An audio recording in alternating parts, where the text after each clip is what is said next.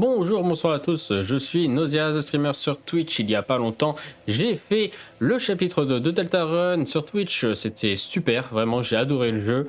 Comme le chapitre 1, je l'avais beaucoup aimé.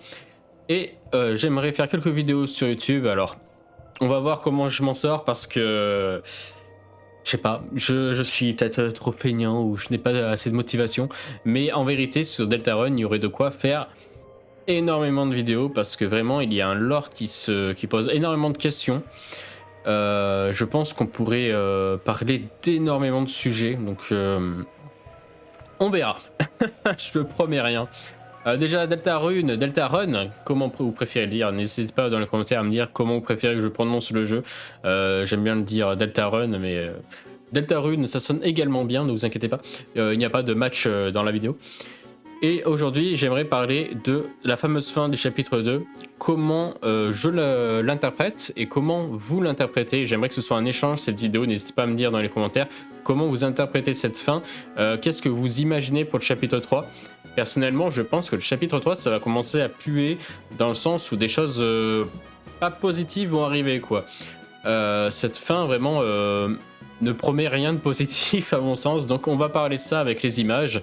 Et n'hésitez pas à passer sur Twitch, faire un coucou ou vous abonner à la chaîne YouTube. J'essaie de poster régulièrement des vidéos, même s'il y a de temps en temps des moments d'absence, hein, je fais au mieux. On va commencer par décrire ce qui se passe dans cette fin. Donc, Chris et Suzy arrivent chez Chris, et Suzy se retrouve invitée à se joindre à nous, tout simplement, au lieu de rentrer chez elle.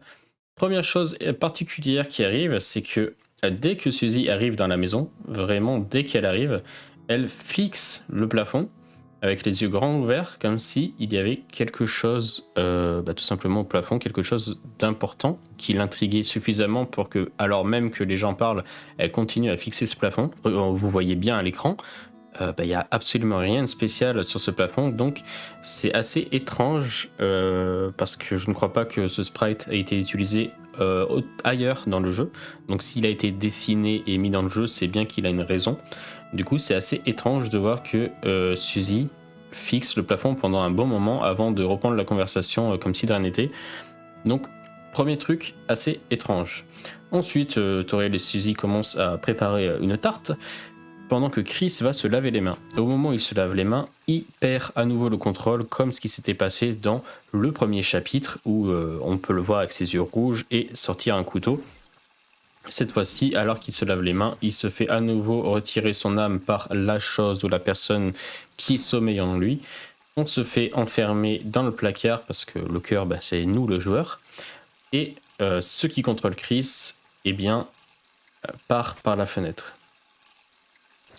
À ce moment-là, Suzy se demande tiens, il en met du temps pour se laver les mains, ce con, qu'est-ce qui se passe? Et là, Toriel lui répond oh, mais ça lui arrive souvent à Chris, c'est normal, quoi. Je suis au courant que Chris, de temps en temps, a des absences. Alors, je pense pas du tout que Toriel soit au courant que quelque chose de maléfique contrôle son fils, mais en tout cas, elle est au courant que de temps en temps, il a des absences. Pendant ce temps, il revient de la fenêtre, on ne sait pas du tout ce qu'il a fait. Puis il récupère son âme et le joueur reprend le contrôle de Chris. Chris arrive dans la scène. Elle appelle ses parents et hop, ils s'installent tous les deux sur le canapé. Je cherche le bouton hug pour pouvoir hug Suzy, mais malheureusement ce n'est pas possible. Et on regarde tranquillement la télé pendant que le soir, la nuit arrive tranquillement.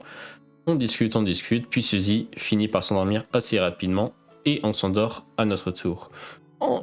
Ensuite, on découvre Toriel en magnifique pyjama qui parle à un officier, donc très certainement Undyne, qui dit quelque chose s'est passé, quelqu'un a détruit à slab les pneus de ma voiture.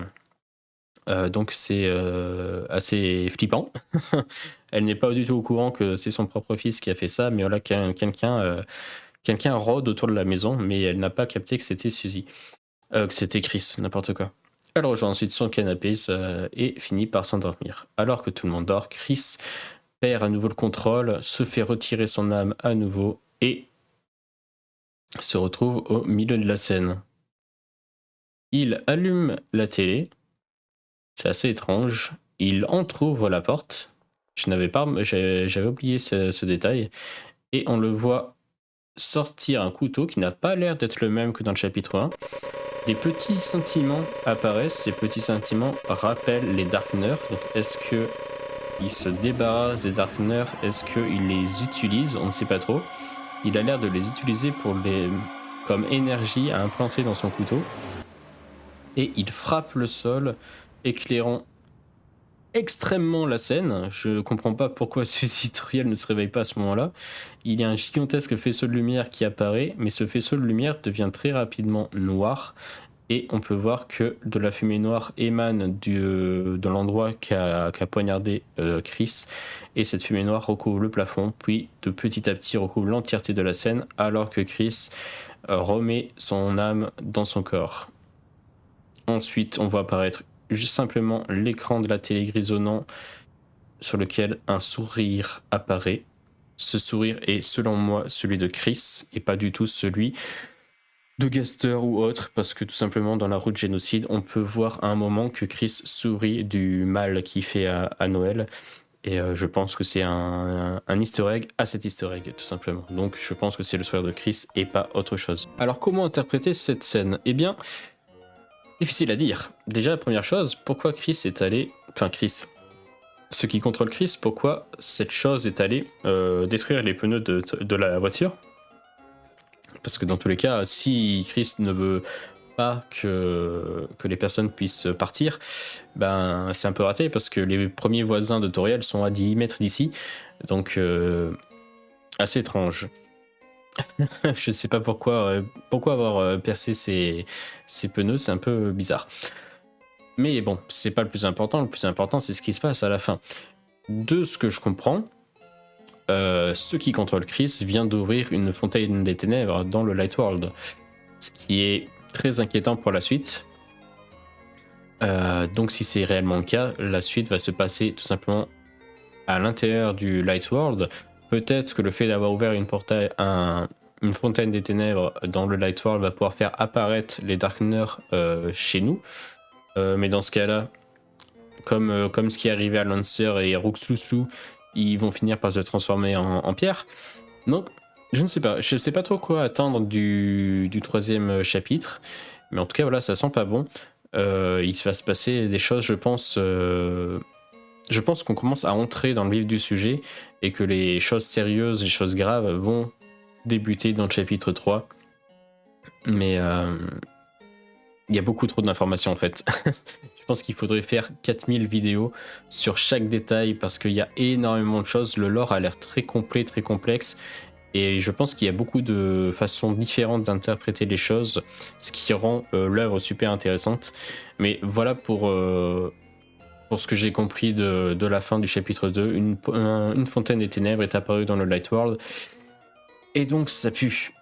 Ça pue vraiment. N'hésitez pas à me dire dans les commentaires quelle est votre interprétation de cette fin et qu'est-ce que vous attendez dans le chapitre 3. Selon vous, qu'est-ce qui va se passer dans ce chapitre 3?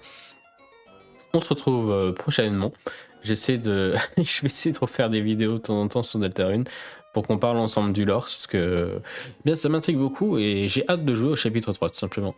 Passez une bonne journée, une bonne soirée. On se retrouve sur Twitch régulièrement. Et voilà. Au revoir, bonne soirée, bonne nuit. Ou bonne journée. On ne sait pas. C'est Internet. C'est la magie d'Internet. On ne sait jamais. À quelle heure regardez-vous cette vidéo? Dites-moi tout. Je veux tout savoir. Abonnez-vous. Au revoir.